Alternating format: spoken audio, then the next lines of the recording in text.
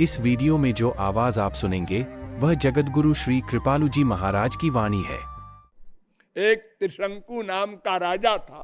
उसने वशिष्ठ से कहा हमको स्वर्ग दिखा दो। तो उन्होंने कहा भाई देखो ऐसा है कि कानून ये है भगवान का कि मरने के बाद जो स्वर्ग वाला काम किए रहता है उसको स्वर्ग भेज सकते हैं। उस सूक्ष्म शरीर से जाता है कोई स्वर्ग, इस शरीर से नहीं जाता। नहीं नहीं हमको तो भेज दीजिए।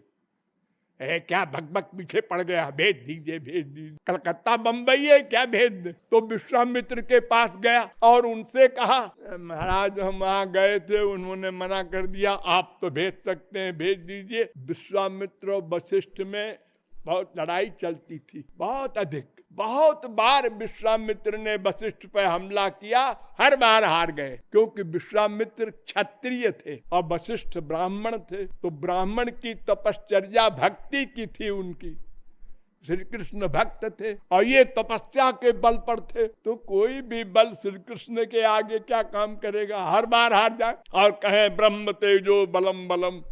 अरे अगर मैं भी ब्राह्मण होता, ऐसे करके इन्होंने त्रिशंकु से कहा मैं भेजता हूं स्वर्ग। अपनी तपस्या के बल से उसको भेजा स्वर्ग की तरफ। वशिष्ठ ने देखा कि देखो मैंने रोका था फिर भी वो बदतमीज वहां गया। वशिष्ठ ने ऊपर से इशारा किया कि स्वर्ग न जाए, वो नीचे को आया। तो यहां से विश्वामित्र ने फेंका ऊपर तपस्या से और उन्होंने भक्ति से ऊपर से नीचे फेंका, तो बीच में वो टंग गया बेचारा।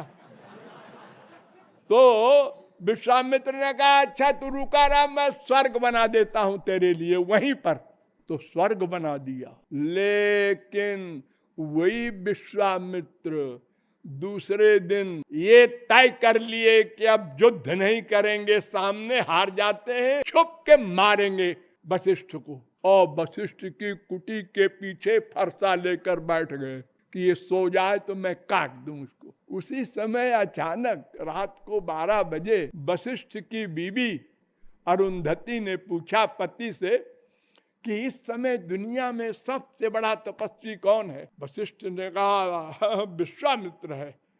अगर वो क्रोध छोड़ दे तो टॉप का हो जाए, लेकिन वो छोड़ता नहीं, क्रोध द्वेष भरा है उसमें। वो सुन रहा था। विश्वामित्र ने कहा मेरे परोक्ष में मेरी तारीफ कर रहा है, तो अब इसको मारना ठीक नहीं है। ठीक कह रहा है। तो फरसा लिए उसी प्रकार खटखटाया कुटी को।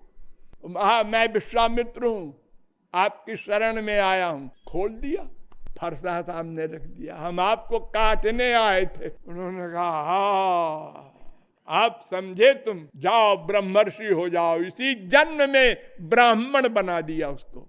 ये पहली और अंतिम एग्जाम्पल है। तो देखो इस स्वर्ग बना देने वाला विश्वामित्र भी माया के अंडर में था।